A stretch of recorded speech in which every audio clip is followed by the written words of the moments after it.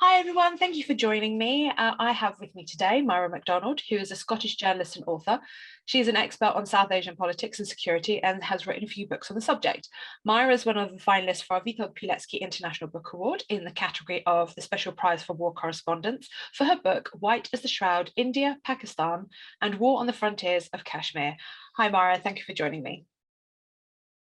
Hi, good afternoon. I'm really interested in this because, again, I keep bringing this up constantly that we are so Europe-centric on this subject. So I'm really excited to learn so much more about Kashmir and the book that you've written. But I think we should just start off with the simplest and easiest question out of all. What inspired you to write this book? Well, I've been writing about India and Pakistan for about 20 years now. I had done an earlier series of reporting on the war in the mountains. I love mountains, being Scottish. So as I'd done a lot of it already, and then I brought out a book in about 2007 that I was a bit unsatisfied with. So I decided that I wanted to come back to it and take a fresh look, incorporate a lot more of the history, build in the on the ground experience of the soldiers who fight in Kashmir with the sort of broader geographical, geopolitical, and historical context. So what's actually new in this book and what makes it so unique? Well, I mean, it combines both on the ground reporting and a much broader look at the history and the geography and the whole nature of borders, which I've become increasingly fascinated by. It's clearly a big topic right now, including in Europe. And the whole idea of how you ended up with militarized borders. I should explain where the book is set. It's at the point where India, Pakistan, and China meet. So what you get is increasingly militarized borders in a region that's really not designed for European style borders, because these are kind of wild, uninhabitable mountains. So I think what I've tried to do is to try and I think what's special about it is really actually trying to bring a discussion of borders from a very different perspective, not the one we're used to in Europe, but the one that you get in South Asia, where you're simply not looking at where the nation state idea has been sort of the European nation state idea has been kind of rammed into a region where the landscape is really not suited to it. And the result of that is you end up with these terrible and very brutal conflicts fought in at high altitude in mountains that aren't really meant for human habitation at all. We're going to come back to a little bit more about the history of Kashmir because it is really interesting in itself. But before we do that, there's one more question I've got to ask, which is, has working on this book inspired a range of new topics that have not been really researched or written about before? In terms of inspiring me or inspiring others? Both. Let's hit it with both. Why not? So in terms of me, I've got increasingly interested in the history. Actually, I started off very much doing contemporary security and politics, but I've got further and further back into the sort of 19th century history to try and understand how we got to where we got to. In general, I think you're seeing, and I can come on to this a bit more, you're seeing more and more interest in that part of the world anyway, partly because of rising concern about what China's intentions are. There's been increasing conflict on the India-China border, which I've covered in my book. What I've tried to do in my book is all the borders around Kashmir, and since Kashmir sits at that intersection between now, that tri-junction between India, Pakistan, and China, then what you get is a ripple effect where all those borders are becoming increasingly tense. And obviously the one that will get the most attention will be any conflict between India and China, then being both the sort of two huge Asian giants. Well, you've already touched on this a little bit. So the question was to explain our listeners where Kashmir is. You've already explained that, so we're not going to answer that again. But I mean, where do all of these problems begin? Because it's not something that happened yesterday or last year, because they happened quite far, 60, 70 years ago, probably even further down the line. So can you give us a bit of a background info into the conflict? Kind of give us a little bit of a nutshell. Okay, so very quickly, in terms of India and Pakistan and Kashmir, it began in 1947 with the departure of the British and the partition of the subcontinent. Both India and Pakistan claimed Kashmir. It was then an autonomous princely state. Both India and Pakistan, for different reasons, claimed it. And they ended up going to war, first of all, way back in 47. Tore the princely state of Jammu and Kashmir in two. It's been divided between the two of them ever since, and they continue to fight over it, and they continue to contest the other's right to it. I want to add something also to make it for you to just be aware of, because I find it particularly important, is when you talk about these borders, you're not just talking about India and Pakistan and Kashmir, because there is also a border with Tibet and Xinjiang in China. So one of the other reasons why this became so tense was when China occupied Tibet in the 1950s. China's been filling out to its borders as well, and obviously it's got tension in Xinjiang as well with the Uyghur community. So what you see is a lot of kind of local conflicts. So Xinjiang, Tibet, and Kashmir, and then wrapped up in this much bigger conflict between India, Pakistan, and China. And that can then, the borders can then exacerbate tension between them, but equally tension between them can then be reflected on the borders. So it works as a two-way process. I want to talk about your experience, but a question just popped into my mind really quickly. You mentioned earlier that the terrain is uninhabitable. So why are they all fighting for this specific area? Because nobody can live there. So what's the actual point at the end of the day? Well, I guess the point is you don't want the others to have it. But I think it's important to remember that when the British were largely content to leave most of this area as a no man's land, perhaps as a function of the extent of British imperial power and hegemony. They had no need to use those mountains. But ultimately, it's become, you don't necessarily think you need them for your security, but the other side then decides they want them for their security, and they move a little bit forward, and then somebody else, the other side moves a bit forward. And before you know it, they're all filling out to try and occupy from a military perspective, you want to occupy the high positions. So they're all filling out to occupy higher and higher positions. Until before you know it, they're up on posts at 18,000 feet and fighting battles at 21,000 feet. There is otherwise, I don't think there was ever good cause for doing it in the first place. I think nowadays there's even less cause for it because,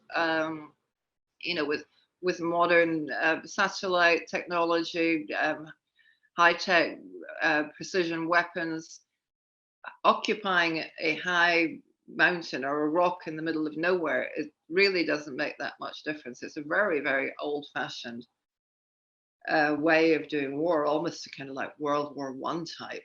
We've got to occupy our little mountain so that you can occupy your little mountain stretch, and it's just cruel and not getting anywhere. So, because you actually ended up visiting both sides of the border, and you spoke to Indians and Pakistanis about their experiences. What kinds of people did you speak to, and how did you get permission to do this? Because that's mind blowing how you managed to get permission to do this. Yes, it's a military controlled zone, so I had to go through mostly the army, the government and army in India, and the army in Pakistan. It took an awful lot of persistence and a lot of kind of patience and being willing to go back and ask again and again. I did also, I got help from friends. I mean, people who were better connected that could put in a good word for me. When I finally got permission to go on the Indian side, it then became easier to convince the Pakistanis that I'd got the Indian version of the story, so they should then take me to do their side of the story. I mean, I should caveat that with the fact that you have to go with the military, so what you see is limited by what they choose to let you see and what they consider safe. So, I was very much flying in and out on helicopters and being given these sort of formal briefings. So when I wanted to try and hear other stuff about what was going on, I had to kind of get away from the battle zone and find soldiers or retired soldiers away from the battlefield who would talk to me privately, who were able to be a bit more honest about conditions than they are when they're serving on the front line. And you mentioned in your book, because this is quite clearly underlined, that during the conflict, a lot of soldiers would have been killed more by the environment than the actual conflict itself. I mean, that kind of makes sense to where the location is. And we did talk about the landscape. So, I mean, what kind of things would people have died from if we're talking about this kind of conflict and the landscape? Well, I think maybe the best way into that is to think about, what mountaineers who do serious climbing in the Karakoram or the Himalaya, any of you have seen like the Everest movie, stuff like that. Those really, really experienced mountaineers generally are going into the mountains like that only in summer, only for a short period of time. When it comes to the Indian and Pakistan armies, they are living there permanently. They're doing it year round, both in winter and summer. They're fighting there, which if you're at kind of 18,000 feet, it's quite hard even to walk because the air is so thin. And they're expected to actually fight at that height. Among the many things that that might kill you, high altitude pulmonary edema is common. Frostbite obviously doesn't kill you, but it's quite common. You can have, if the weather turns, I've heard of someone getting a toothache and not getting out in time, dying of that because you're so far away from help. If for some reason you get caught in bad weather, you get sometimes heart attacks in fit young men. So there's all the kind of medical conditions. The body is not designed to live at 18,000 feet. It is designed really for sea level. So you can try and acclimatize a bit, but it's an imperfect process. And then along with this sort of the height and the altitude problems, then you're looking at terrain issues. So avalanches happens a little bit less because they're more experienced now, but certainly at the beginning, a lot of avalanches, people falling into crevasses that incredibly deep crevasses that you simply can't get out of. So you would have climbing accidents because sometimes you're having to climb a vertical wall to get to where you're going to. So again, if you just have to think all the normal things that experienced mountaineers deal with, and we hear often enough about mountaineering accidents, and then multiply that by the fact that you're there in winter and fighting. A good question for you. Did you go up the mountain yourself and experience all of this? Not really. I mean, in the sense that I went on a helicopter, so I didn't really do any serious climbing. I mean, I did go high, but actually, it's not too bad if you don't exert yourself. I did have only one experience of, I guess, mild altitude sickness, where I did discover I had been a bit foolish and I was trying to overexert myself, and I did end up being very sick. Not seriously ill, but it was certainly deeply unpleasant. And it is actually interesting when it happens to you is that, I was sick and I had a pounding headache, but I thought what was more interesting was that my mind I ceased to be rational. I simply didn't have a notion of, I couldn't even understand what was wrong with me. I kept thinking, just shake this off and you'll be fine. and slowing down and slowing down. It's the fact that it seeps into your brain or into your mind was what struck me as very powerful, rather than necessarily, physical symptoms. Do you think that could have been an effect on the soldiers fighting this conflict at all? That could have been one of the things that affected them? I mean, I certainly do, because I don't, if you're, your mind slows down, you tend to feel slightly groggy, slightly disorientated. You a little bit more tired than you would usually. I don't know that your judgment's necessarily particularly rational. I mean, I've also got, again, stupidly, the most appalling sunburn there. Again, stupid, not realizing that the sun is really, really strong, and you're cold, but of course you're high up. So, I mean, in a lot of the Indian and Pakistani trips, you would think they'd be less susceptible to it than pale white Scottish person like me, but they get sunburned, they get snow blinded.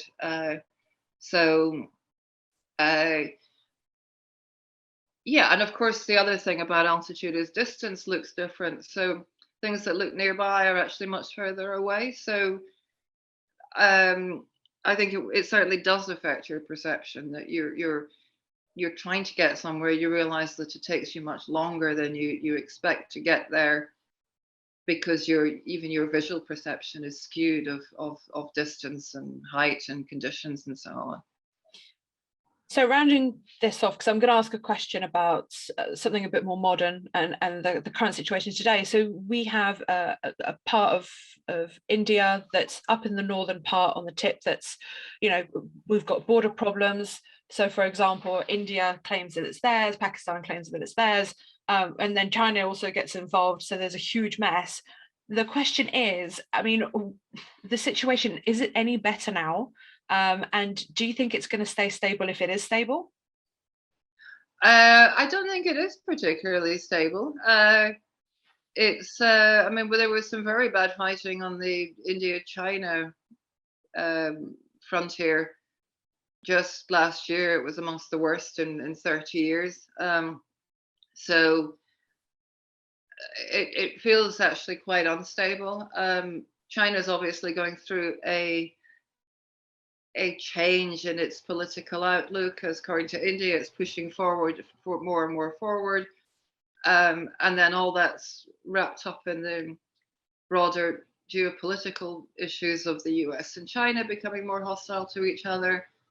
And, let's not forget that Afghanistan is just across the way, very near. So you get spillover from that as well. So I would say probably, I mean, I hope not, but I think the likelihood is that it'll get more unstable rather than less. I was kind of hoping for a different answer there, to say that it's going to be stable, but will you be heading back out there if it continues to stay unstable? I hope so. I mean, it's been very frustrating over the last couple of years. It's been very hard to travel. So I haven't been able to go to India or Pakistan with all our COVID restrictions, but I'm hoping that things will open up again next year, and that I can actually go and maybe do something fresh, some fresh reporting. Myra, thank you so much for joining me. That was so enlightening, and I really enjoyed that. And fingers crossed that things will stabilize, hopefully, and good luck. Thank you. Thank you.